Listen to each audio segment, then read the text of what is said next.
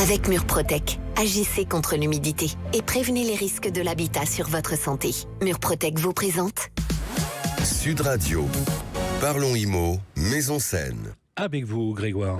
Et oui, c'est l'heure de notre chronique Maison Saine, votre rendez-vous sur Sud Radio. Aujourd'hui, on parle d'un phénomène que beaucoup observent, surtout le matin, c'est la buée sur les vitres. Alors on essuie, on ouvre la fenêtre et puis on passe à autre chose. Mais est-ce que c'est vraiment anodin ou est-ce que c'est le signe d'un problème plus profond dans votre logement? Pour en parler, je reçois Édouard David, responsable de l'engagement sociétal chez Murprotec. Bonjour Édouard. Bonjour Grégoire, bonjour à tous. Et oui, la buée est souvent banalisée alors qu'elle est en réalité un excellent indicateur de l'état de votre air intérieur. Bon déjà, pourquoi il y a de la buée sur les vitres, Édouard? C'est un phénomène simple, quand l'air chaud et humide de la pièce entre en contact avec une surface froide, comme une vitre, la vapeur d'eau se transforme en gouttelettes. C'est ce qu'on appelle la condensation. Et jusque-là, rien d'anormal? Pas forcément, mais tout dépend de la fréquence et de l'intensité. Une buée occasionnelle peut arriver, par exemple après une douche, mais dès qu'elle devient régulière, ce n'est plus normal. Et encore moins dans une chambre, ça montre que l'humidité reste piégée et qu'il y a un excès d'humidité dans le logement. Cet excès d'humidité, d'où est-ce qu'ils peuvent venir? Eh bien, il peut avoir plusieurs origines. D'un côté, le mode de vie, respiration, cuisine, douche ou séchage du linge.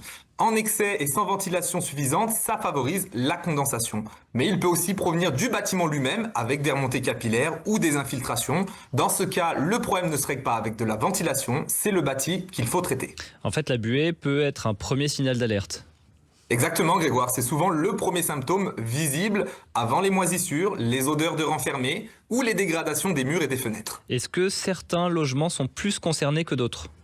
Oui, notamment les logements très bien isolés mais mal ventilés, les appartements avec double vitrage récent mais sans renouvellement d'air, ou les logements où l'on aère peu en hiver. C'est le fameux effet bocal ou effet Kawhi, l'humidité reste piégée à l'intérieur. Édouard, que peut-on faire concrètement lorsqu'on voit apparaître cette buée? Quelques gestes simples Grégoire, aérer tous les jours, même en hiver, 5 à 10 minutes, vérifier que la VMC fonctionne correctement, éviter de sécher le linge dans les pièces de vie, on l'a déjà abordé dans une chronique, et surveiller le taux d'humidité, idéalement entre 45 et 55%, et si malgré ça la buée persiste, il faut envisager un diagnostic plus poussé avec un expert. En fait, Édouard, si je vous écoute, c'est pas juste un inconfort visuel. Non, la buée c'est un message simple. Votre air est trop chargé en humidité et ne se renouvelle pas. Et si on ne fait rien, cela peut évoluer vers des problèmes plus sérieux pour le logement et la santé. Allez, un mot de conclusion, Édouard. Oui, les vitres parlent. Et quand elles se couvrent de buée, elles vous disent que votre logement a besoin de respirer.